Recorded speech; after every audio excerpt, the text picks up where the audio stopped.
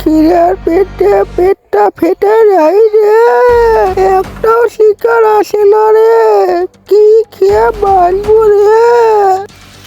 বন্ধুরা, জমিদারের বাড়ির ওখানে একটা আতার গাছ আছে, আমরা 4 বন্ধু মিলে যাব না, আমরা আরেকটা বন্ধুকে ফোন করবো যে আমরা 5 বন্ধু মিলে যাব।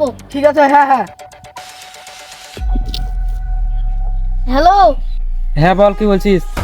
বন্ধু, তুই কোথায় আছিস? বাঁকার বাগানে আছি আমি। আমরা জমিদারের পুরনো বাড়িতে যাব, ওখানে মেলায় কটা আতার গাছ আছে, তুই আতা খাবি তো আয়।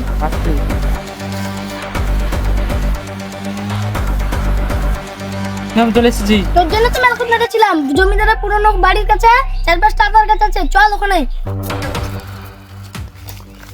দেখ বন্ধু, এটা জমিদারের পুরনো বাড়ি। জমিদারের বাড়িটা আমি ছোটবেলায় দেখেছিলাম, জমিদারটা মরে গেছে, দেখ ফুটা মুড়া দিয়ে সব ভূত ঢুকেছে, চল আমার সাথে।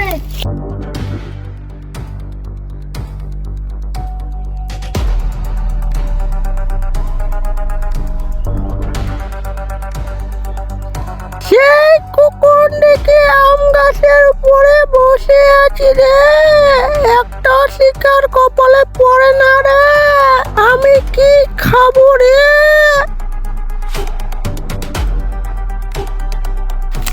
বন্ধু, জমিদারের পুরনো বাড়ির পাশে দেখ কতটা আতার গাছ।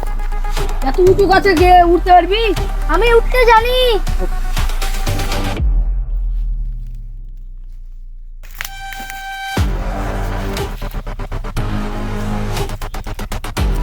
তাড়াতাড়ি বন্ধু ভাগ, আমাদের জমিদারের বাড়িতে খুব ভয় লাগছে।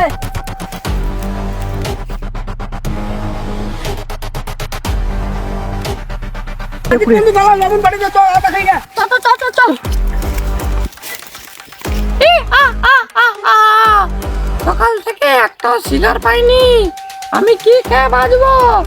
যাই ওই পাড়ার বাগানে যাই।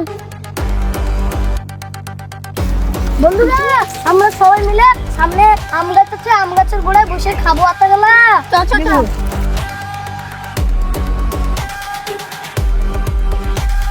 বন্ধুরা, যে আম গাছটার কথা বলেছি সেই আম গাছটা সবাই উপর দিকে দেখো, সবাই ডাল ফাল ফুলিয়ে আছে, আম গাছটাই দেখো সবাই কি করেছে।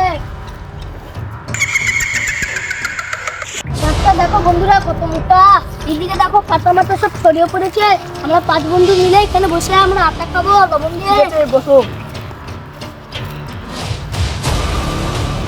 আরে এই জঙ্গল ওই জঙ্গল পড়ে রে, একটাও শিকার দেখতে পেলাম না রে, আজকে মনে হয় না খেয়ে থাকতে হবে রে। বন্ধুরা, সবাই মিলে আটা গেলা খা লবণ দিয়ে। আটা গেলা দেখ কত বড় বড়, লবণ দিয়ে খা।